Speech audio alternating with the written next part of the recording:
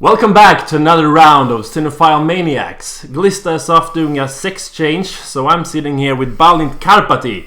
He's a clinical psychologist and he has the coolest name in all of Europe. Welcome. Oh, thank you. I'm honored to be here. Yeah, it's nice to have you here. So the reason why you're here is because, as I said, you're a psychologist. Is it clinical psychologist? Yes, I work in the clinic, yeah. Yeah, and we're gonna watch a very troublesome psychological film later on. And before we do that, I just want to ask you, what's your favorite film? I think right now it's Son of Saul, because I've seen it recently and it was a really good movie. So I really recommend it for the viewers. Okay. It's a movie about a man who's struggling to keep his humanity, and it's a very interesting movie. Okay. That, sticks with you for a while. Yeah. I haven't seen it, so I'm gonna go check it out. So, Son of Saul, check it out if you want to. And now we're gonna go and head off and see this film. Cool. So check it out, and here's the film. Lucifer Valentine's Black Mass of the Nazi Sex Wizard was chosen as the second best extreme horror film ever made in our recent top 5. Highly disturbing without a linear narrative, it offers our guest quite a lot to work with. I'm a performance artist specializing in body modification, scarification, and homemade tattoos.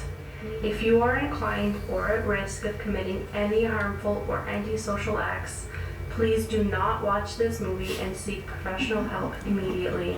Thank you. Enjoy.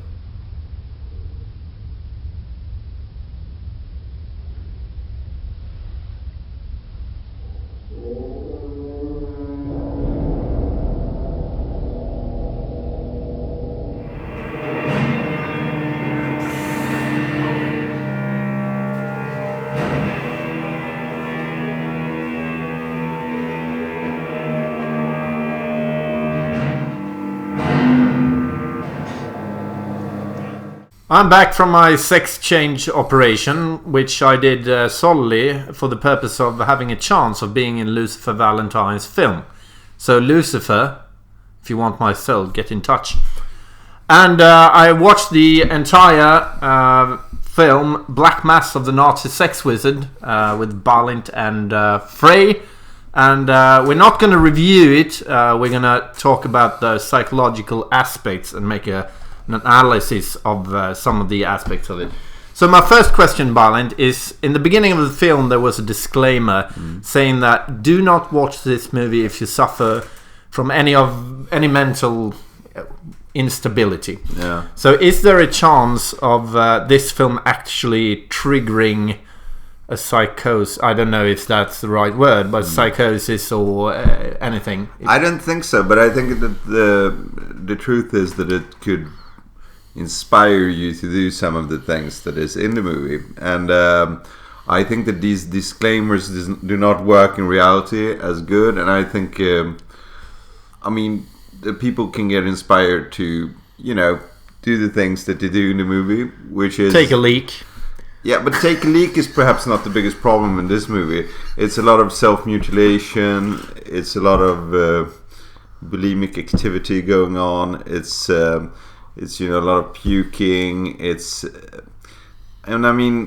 Even if you put it in an art form with a disclaimer, some people will probably watch this and see an inspiration. And there is research on this that there are places in the net where people, on the internet where people talk about like how you cut yourself and so on, and it could be quite inspiring. And it is, for me, it was extra disturbing, perhaps, this movie, because it describes a sort of reality that I think that some people actually,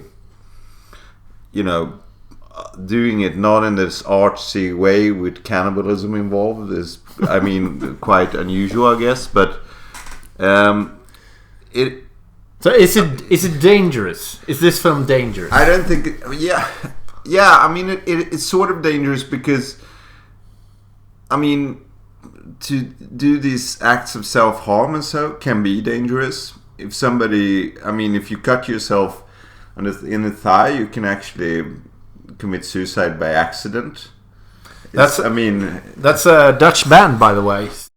Accidental suicide. Yeah. Check it out.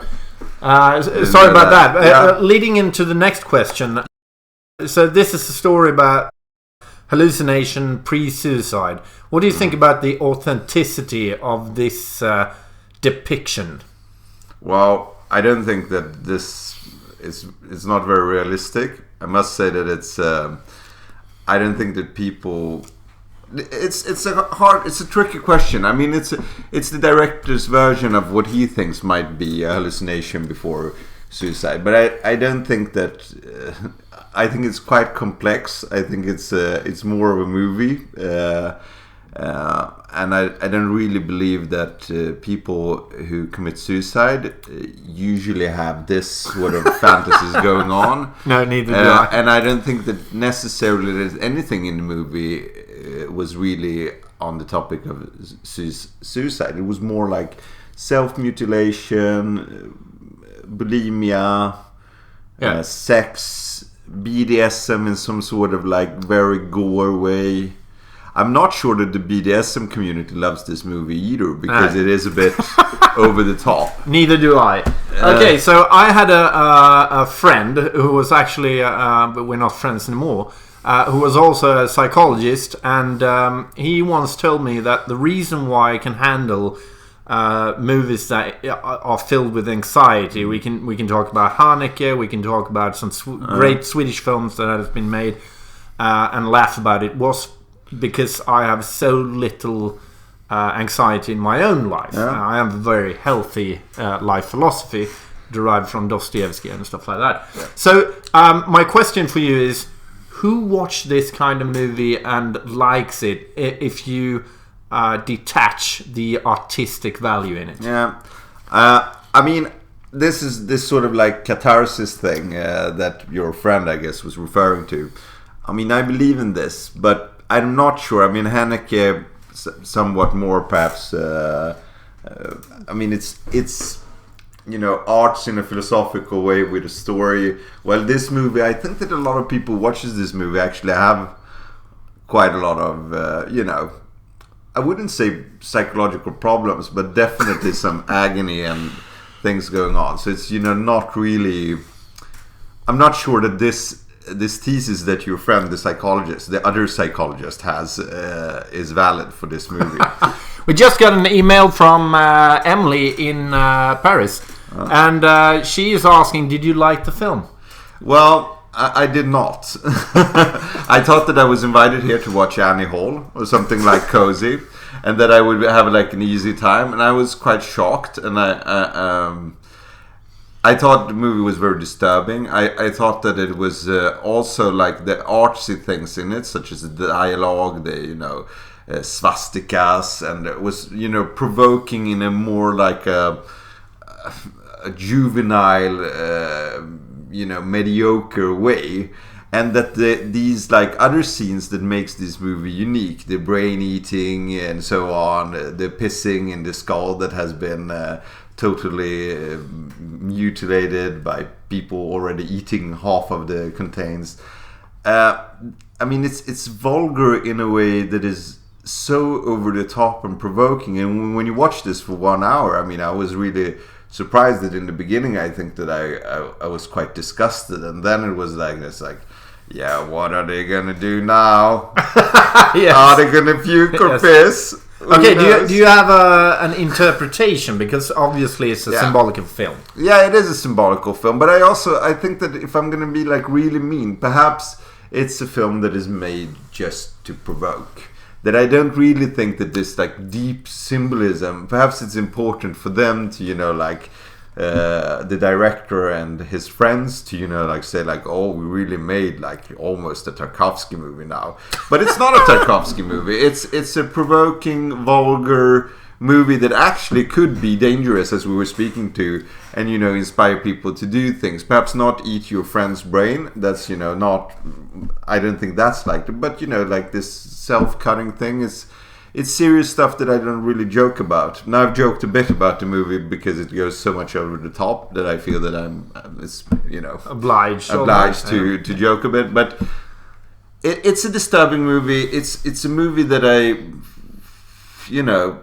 really didn't like. I wouldn't say hate, and I wouldn't say it's totally pointless, because it was certainly new for me. I don't watch a lot of gore and this kind of film, so it has broadened my mind in a way that I don't want to broaden it again, ever. Yeah.